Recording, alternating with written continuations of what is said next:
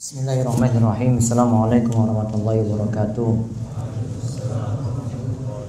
Alhamdulillahilladzi hadana li hadza wa ma kunna linahtadiya laula an hadanallah.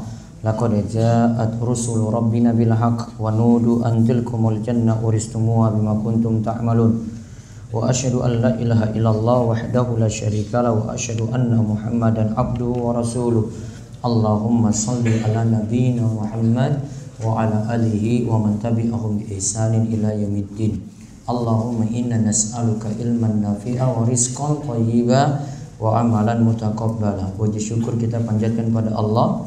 Salawat dan salam semoga tercurah pada Nabi besar kita Muhammad sallallahu alaihi wasallam. Baik, ikhwani fiddin wa akhwati fillah, Bapak dan Ibu serta jamaah semua yang semoga senantiasa mendapatkan rahmat dan hidayah dari Allah. Pada malam hari ini kita kembali melanjutkan pembahasan rutin kita dari dua kitab, yaitu Riyadhus Shalihin dalam kitab Ad-Da'awat dan Manhajus Salikin tentang sholat, di mana dari Riyadhus Shalihin kita akan bahas berbagai masalah tentang doa. Kali ini doa sulit terkabul dikarenakan seseorang meminta dengan tergesa-gesa. Dia katakan, saya sudah berdoa sekian lama namun belum juga dikabulkan doa tersebut. Sedangkan bahasan yang kedua dari kitab Manhajus Salikin karya Syekh As-Sa'di, kita masih melanjutkan tentang sujud sahwi. Kali ini kita lihat rincian sujud sahwi seperti pembahasan kemarin, ada karena penambahan, pengurangan dan ragu-ragu. Dan yang kita bahas adalah karena adanya penambahan atau pengurangan dalam sholat, sehingga di situ disyariatkan untuk melakukan sujud sahwi. Baik, kita lihat hadis 1499 tentang masalah doa. Ini hadisnya kelanjutan masih dari Abu Hurairah, makanya Imam Nawawi mengatakan wa anhu tanpa menyebutkan nama sahabatnya. Monggo dibaca. Kitab Riyadhus Shalihin karya Imam Nawawi rahimahullahu ta'ala, bab tentang berbagai masalah doa. Asalkan tidak tergesa-gesa dalam berdoa. Hadis 1499. Wa anhu anna Rasulullah sallallahu alaihi wasallam qala yustajabu li ahadikum ma lam ya'jal yaqulu qad da'awtu rabbi falam yastajib li, muttafaqun alaih. Wa fi riwayatin lil muslimin la yazalu yustajabu li abdi ma lam yad'u bi ithmin aw qati'ati rahimin ma lam yasta'jil. Qila ya Rasulullah mal istijalu qala yaqulu qad da'awtu wa qad da'awtu falam ara yastajibu li fayastahsiru inda dzalika wa yada'ud du'a. Dari Abu Hurairah radhiyallahu anhu, Rasulullah sallallahu alaihi wasallam bersabda, doa salah seorang di antara kalian pasti dikabulkan selama ia tidak tergesa-gesa, yaitu orang tersebut berkata, aku telah berdoa kepada Rabbku tetapi dia tidak mengabulkannya untukku, muttafaqun alaih. Dalam riwayat Muslim disebutkan, doa seorang muslim senantiasa akan dikabulkan selama ia tidak berdoa untuk dosa atau memutuskan hubungan keluarga, asalkan ia tidak tergesa-gesa. Ditanyakan, wahai Rasulullah, apa yang dimaksud dengan tergesa-gesa? Rasulullah Shallallahu Alaihi Wasallam bersabda, seorang berkata, sungguh aku telah berdoa dan sungguh aku telah berdoa, namun aku belum melihat dikabulkannya doaku. Maka ia pun merasa rugi atau putus asa ketika itu sehingga meninggalkan doa. Baik, Rasulullah Shallallahu Alaihi Wasallam bersabda, yustajabu li ahadikum, dikabulkan bagi salah seorang di antara kalian, malam ya'jal, selama dia tidak ya'jal tergesa-gesa. Yaitu bentuk tergesa-gesaannya bagaimana? Ia mengatakan ketika telah berdoa, qad da'autu rabbi, aku telah berdoa memohon kepada Rabbku, falam yastajib li, namun Allah tidak mengabulkannya, Rabbku tidak mengabulkannya kepadaku. Lafaz ini lafaz muttafaqun alaih, riwayat Bukhari dan Muslim. Sedangkan dalam riwayat Muslim disebutkan la yazalu yustajabu lil abdi, senantiasa dikabulkan pada hamba. La yazal maknanya al-istimrar, yaitu terus menerus. Istilah dalam bahasa Arab la yazal, atau fi'il madhinya mazala, kemudian fi'il mudhari'nya jadi la yazalu, itu punya makna al-istimrar, terus menerus. Yustajabu dikabulkan lil abdi, pada hamba.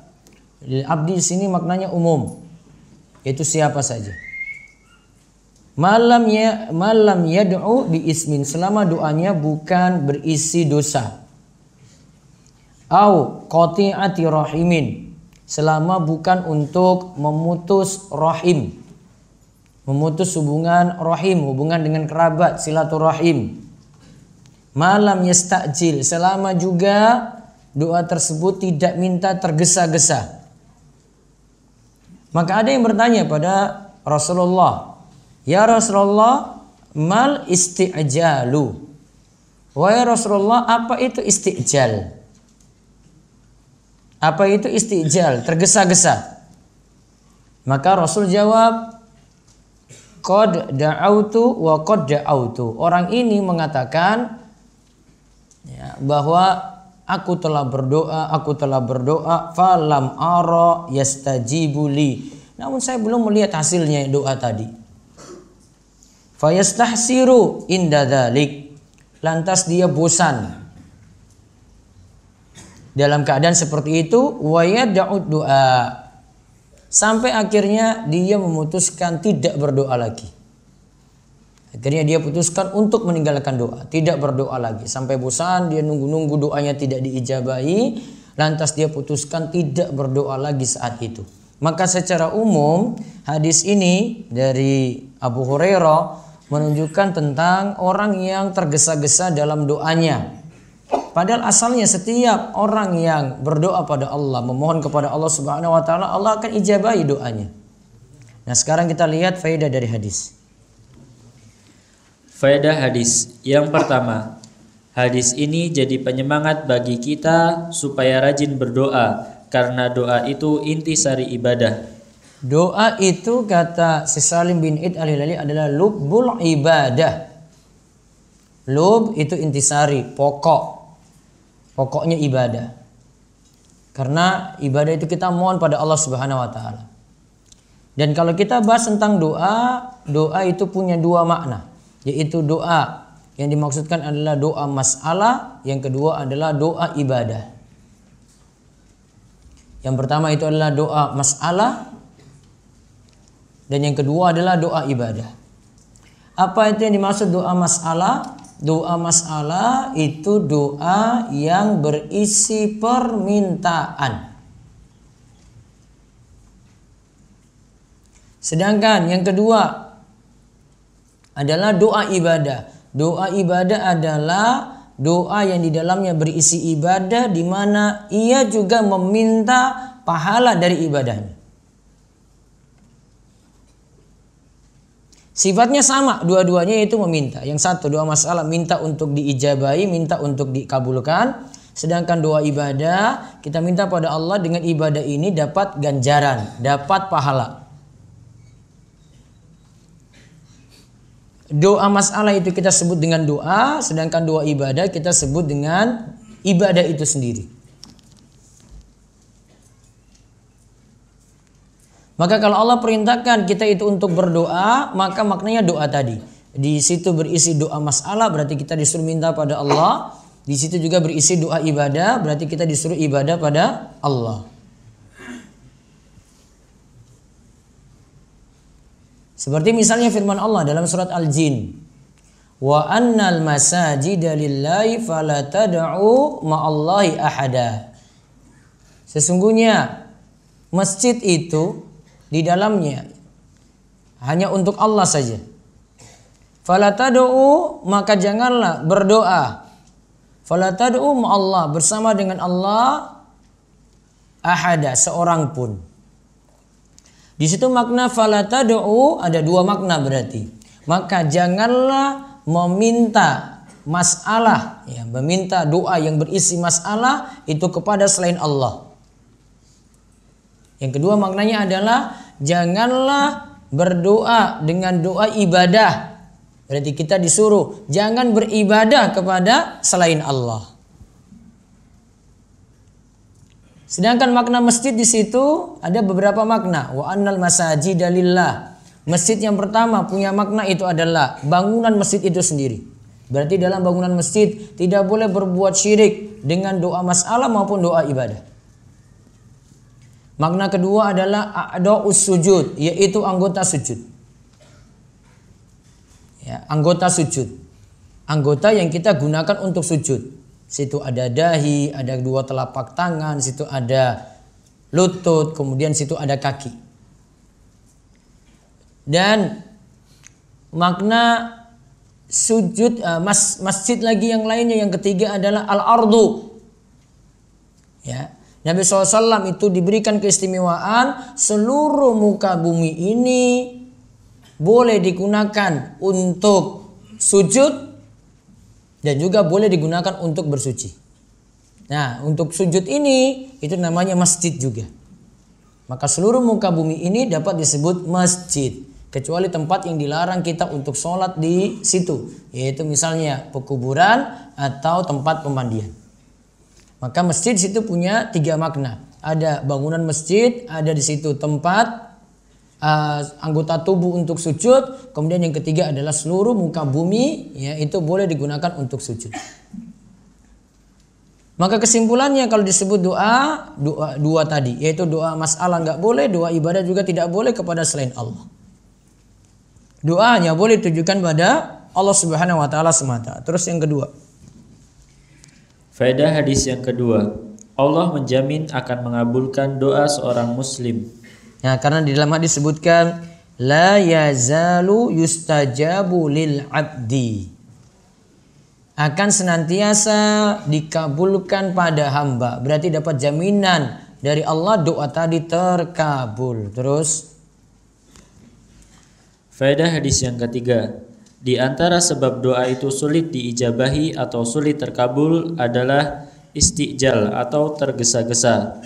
Doa yang mengandung dosa, merasa bosan atau letih dalam berdoa hingga meninggalkan doa. Baik, sini disebutkan oleh Syekh Salim ada tiga hal yang membuat berdasarkan hadis ini, ya, doa itu sulit terkabul. Yang pertama istijal, tergesa-gesa.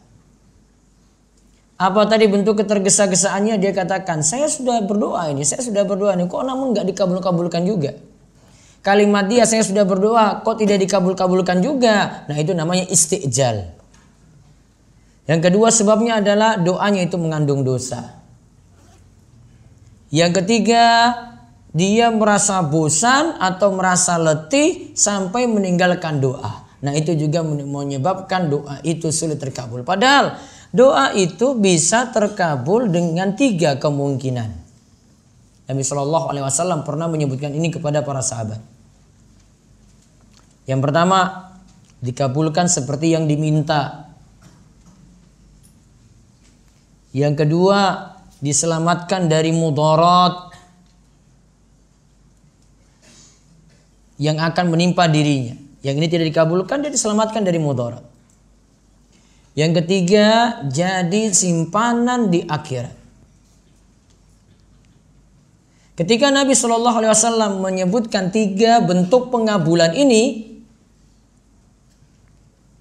maka para sahabat itu menyatakan, kalau begitu wahai Rasulullah, kami akan terus memperbanyak doa. Maka Nabi SAW katakan, Allahu Aktsar. Kalau begitu Allah itu akan terus memperbanyak, mengabulkan doa-doa kalian. Ini menunjukkan bahwasanya tanda kalau bisa jadi Doa itu tidak terkabul dengan yang kita minta, namun Allah selamatkan dari mudarat. Mudarat ini bentuknya mungkin kita tidak tahu, namun itu sudah terwujud. Yang ini di cancel, diganti dengan yang lebih baik daripada itu. Ini kamu selamat dari ini nih. Kita cuma mikir yang satu tujuan ini yaitu yang A, padahal nanti diganti dengan yang lebih baik daripada itu, terselamatkan dari mudarat, diganti dengan yang B. Yang B ini kita tidak pikirkan itu. Kalau ini pun tidak, A tidak jadi, B juga tidak, maka jadi simpanan di akhirat. Makanya para sahabat yakin sekali, kalau gitu doa kami itu nggak sia-sia dong. Kami akan terus memperbanyak doa kalau gitu wahai Rasulullah. Maka Rasulullah SAW tadi jawab, Allahu Akbar. Kalau gitu Allah akan terus mengabulkan doa-doa kalian. Intinya doa itu tidak mungkin sia-sia. Ditambah lagi doa tadi kalau butuh waktu untuk pengabulan, ini timingnya nih lama nih ya. Sudah berdoa 1 bulan, 2 bulan, 3 bulan, 4 bulan, 5 bulan, belum terkabul juga 1 tahun, belum terkabul juga 2 tahun. Waktu yang lama tadi, ya, waktu yang lama tadi sampai doa itu terkabul, misalnya setelah 2 tahun atau 3 tahun itu baru terwujud, itu semua Allah itu beri ganjaran tuh. Itu sudah jadi ibadah tadi, yang tadi kita sebut intisari ibadah. Maka waktu yang berlalu lama sekali, itu akan dihitung tuh jadi pahala yang besar. Allah tahu keseriusan dia itu bagaimana. Dia tidak pernah jenuh, dia tidak pernah bosan, tidak pernah letih, berdoa terus. Itu tentu diganjar. Maka ada sesuatu yang tidak Allah berikan langsung, namun Allah beri penundaan tadi. Ada hikmah di balik itu. Ada beberapa kasus mungkin kita sudah alami seperti itu juga. Allah nggak kabulkan langsung, Allah punya pending, berikan waktu dulu, biar dia itu bangun malam berdoa terus. Ya, biar nanti dia setiap ba'da sholat atau dia setiap antara azan iqamah dia berdoa terus. Kita nggak mikir yang ini nih, ada hikmah yang baik itu. Ya. Akhirnya suatu waktu ketika dikabulkan, wah kita rasa bahagia sekali. Kita dapat kelapangan ketika itu. Happy-nya itu lebih luar biasa dibandingkan dengan dikabulkan langsung. Karena dia butuh waktu lama sekali. Ya, dibandingkan langsung dikabulkan, ini berdoa nih malam ini nih, besok dikabulkan. Itu keadaan happy-nya itu lebih besar ketika dikabulkannya itu lama sekali lantas terwujud. Kenyataan kita itu ketika ditunda pengabulan doa itu seperti itu. Rasa senangnya luar biasanya, alhamdulillah terkabul, alhamdulillah terkabul. Ya, penantian yang panjang tadi membuahkan dia itu bahagia, dia itu senang, dan tentu saja Allah kasih ganjaran yang melimpah. Dan ini mengajarkan pada kita sama tadi seperti disebutkan oleh Syekh Salim, bahwa jangan sampai merasa bosan atau letih dalam berdoa. Justru kalau kita itu bosan, justru kita merasa letih, itu yang membuat doa itu tidak diijabahi. Karena sebab itu, saya capek ini doain. Kok enggak juga dikabulkan nih? Saya letih banget doa, mohon terus capek. Nah, kalimat capek ini, letih ini, bosan ini yang membuat doa itu sulit terkabul. Maka jangan sampai keluar kalimat-kalimat seperti itu. Banyak-banyak sabar terus. Maka menunjukkan juga kalau berdoa juga butuh kesabaran. Terus faedah yang keempat. Faedah yang keempat. Tergesa-gesa itu mengakibatkan seseorang futur atau kurang semangat dan enggan berdoa. Nah, yang tadi dia katakan itu saya sudah berdoa, belum juga terkabul. Nah, itu namanya tergesa-gesa tadi. Akibatnya apa? Membuat orang itu futur. Sudahlah saya malas berdoa lagi. Membuat juga dirinya sudahlah, mending saya nggak berdoa sama sekali. Buang juga nggak terkabul. Nah, maka tergesa-gesa ini ya kita hilangkan, ganti dengan kesabaran. Dan yang namanya sabar itu yang tepat tidak ada batasnya. Jadi kalau ada di antara kita ngomong, maaf ya sabar itu ada batasnya loh. Nah, kamu lagi nggak sabar itu. Harusnya kalimatnya kamu ganti. Saya lagi nggak sabar. Nggak usah pakai kalimat-kalimat muter-muter sana sini gitu. Maaf ya, saya ini emosi banget sama kamu nih. Sabar pun nggak ada batasnya. Bilang aja, saya nggak sabar, gitu kalimatnya. Nggak usah bilang sabar itu ada batasnya gitu. Sabar tidak ada batasnya. Seperti misalnya Nabi SAW itu perintahkan ketika bertemu atau kita itu mendapati pemimpin yang zalim, Nabi SAW katakan isbiru. Kemudian Nabi SAW tutup, hatta talqauna rabbakum, sampai kalian itu berjumpa dengan Rabb kalian. Sampai kalian itu berjumpa dengan Rob kalian. Artinya apa? Sampai mati. Berarti ada batasnya enggak? Enggak ada. Itu contoh kasus. Nabi SAW itu katakan ketika seorang itu bertemu dengan pemimpin yang zalim. Ada ketika itu di masa silam pernah dimintai saran pada Anas bin Malik tentang pemimpin yang namanya Al-Hajjaj bin Yusuf Ats-Tsaqafi. Pemimpin yang zalim luar biasa, membunuh para ulama, membunuh orang-orang yang berilmu. Lantas ditanya, kami harus tetap taat ini apa? Kami tidak perangi dia saja, kami tidak bunuh dia saja, kami tidak berontak terhadapnya. Anas katakan, isbiru. Tetap suruh sabar, taat itu.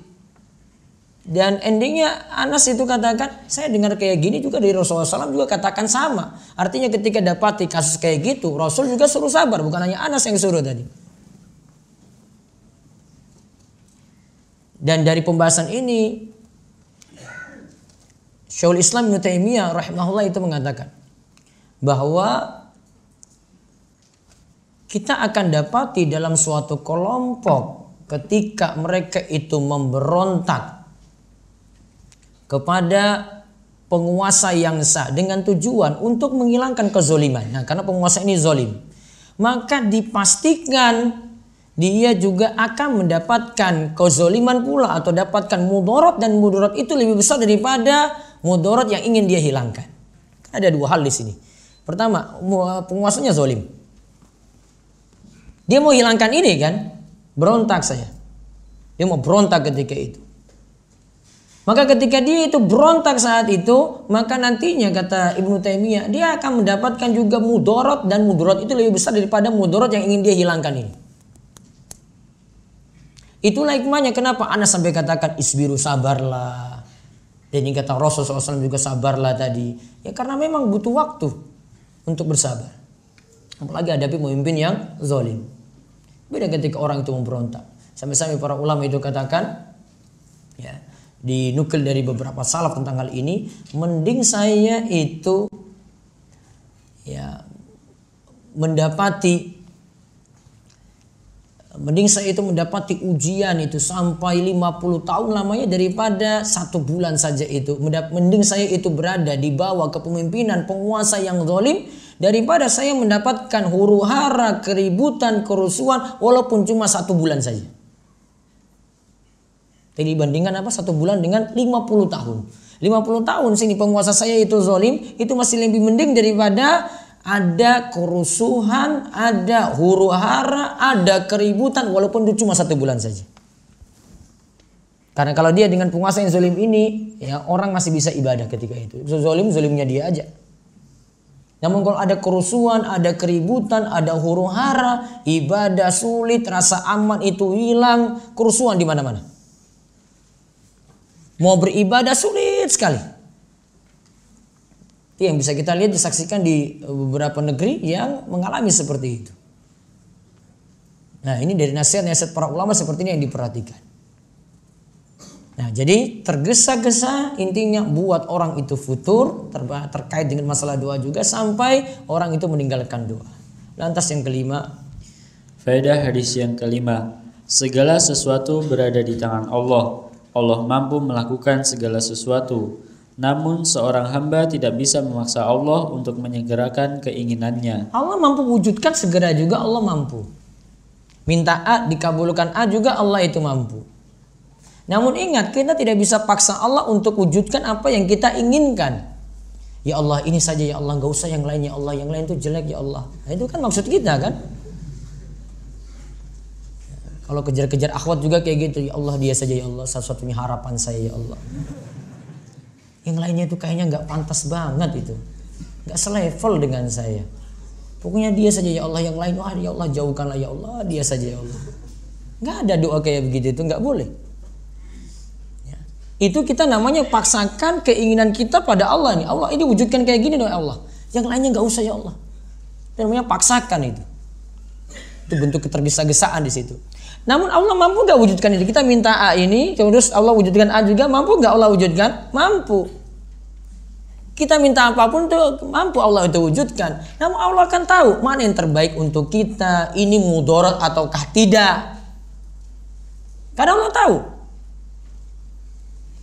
Allah tahu itu sebelum kamu minta itu Allah tahu apa yang terjadi untukmu itu Allah tahu. Bahkan seandainya ini sekarang tidak terjadi nih, akhirnya nggak jadi nih. Ya. Seandainya mau dijadikan kayak gitu juga Allah tahu. Oh nanti jadinya kayak bagaimana? Allah itu tahu. Kan ilmu Allah itu Allah tahu yang setelah terjadi, yang sedang terjadi, yang akan terjadi, yang tidak terjadi seandainya itu terjadi. Ilmu Allah itu. Allah tahu ini kalau diwujudkan A itu bagaimana? Padahal A ini nggak terjadi. Ya, padahal A ini nggak terjadi.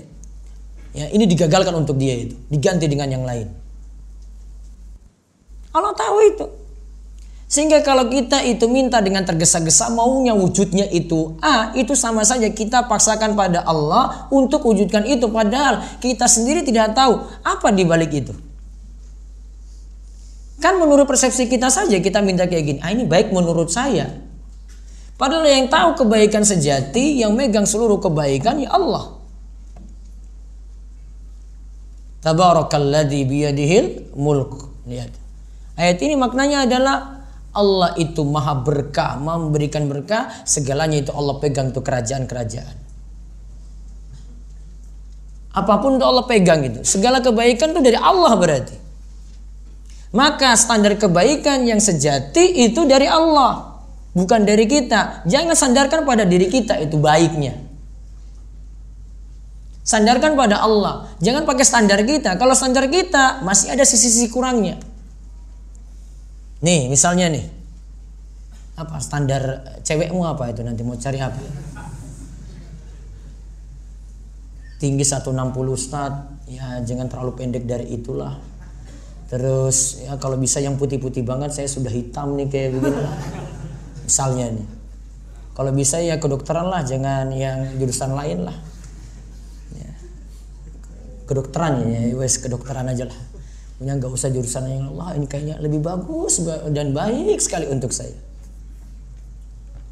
Ternyata yang dia minta secara spesifik tadi Allah nggak beri, Allah ganti dengan yang lebih baik daripada itu. Bisa jadi dengan meminta seperti ini ada mudarat di balik itu. Dia nggak tahu. Allah ganti. Kamu dapat ternyata teman SMA-mu sendiri. Dulu. Ya, dulu itu satu sekolah. Dan itu juga tetanggamu. Nggak jauh-jauh juga. Udah mintanya itu yang macam-macam. Tadi tetangga sendiri itu. Satu RT lagi coba lihat. Itu mantan kayak bagaimana lagi itu. Satu RT gak ada perubahan banyak. Allah tahu mana yang lebih bagus untukmu itu, coba lihat. Allah tahu yang terbaik. Kau minta yang terlalu detail, terlalu spesifik gitu. Maka tidak bisa memaksa pada Allah tadi keinginan kita, gak bisa. Coba nanti renungkan doa istikharah kayak gini juga isinya. Ya, disandarkan pada Allah kebaikan itu yang baik menurutmu ya Allah, bukan baik menurut saya. Kalau ini memang buruk menurutmu ya Allah, ya, bukan buruk menurut saya, namun buruk menurutmu. Itu semua yang disandarkan pada penilaian Allah, bukan penilaian kita. Karena penilaian kita itu lemah, kurang. Kita pandang cuma dari satu sisi saja. Ibaratnya ini ada 3 dimensi. Kita pandang dari sisi depan saja, belakangnya belum. Kalau sisi baiknya cuma pandang dari depan saja, belakangnya belum. Gak tahu kalau belakangnya itu buruk. Sama kalau dari depan juga lagi dipandang buruk, belum tahu sisi belakangnya lagi. Kan pandangan kita terbatas banget tuh. Pandang sesuatu lihat dari sini, wah ini kayaknya ayu nih, coba lihat. Kamu belum lihat belakangnya. Iya kan? Melihatin kayak gini, ternyata. Baru bilang ternyata. Ada seorang yang apa nih kemarin itu, terus dia kirim pesan ke saya, Ustaz, selama 3 bulan ini saya itu tidak merasa bahagia dengan istri saya, sudah nikah berarti. Terus dia cerita, saya ternyata pandangi istri saya itu, ya, dia pandangi, ternyata ketika dia buka jilbab, ya, saya tidak senang untuk memandangnya. Oh berarti kan dulu nilainya dari mana? Depan kan? Iya kan? Dalamnya kan dia tidak tahu. Berarti pandangan manusia bagaimana? Kurang nggak? Kurang. Terus solusinya gimana kalau kayak gini gitu mas? Solusinya gimana? Apa suruh buka jilbab sebelum menikah? Solusinya gimana? Solusinya mbok tanya-tanya gitu. Ya, kalau memang kamu gak suka dengan model rambut kayak gini, ya nanti kan diberitahu. Kenapa setelah ini terjadi baru kamu ini menyesal gitu loh? Sebelumnya tuh ngapain kamu ini ta'arufnya itu? Jangan-jangan cuma casing saja kamu lihat, wah ini ayu banget nih. Tanya detail. Biar nanti dapat kejelasan tentang itu. Jadi nggak ada penyesalan lagi setelah 3 bulan ini. Wallahu a'lam. Sampai sekarang saya belum bisa berikan jawaban. Saya diamkan saja. Saya mau bilang kamu dulu itu nilainya bagaimana gitu.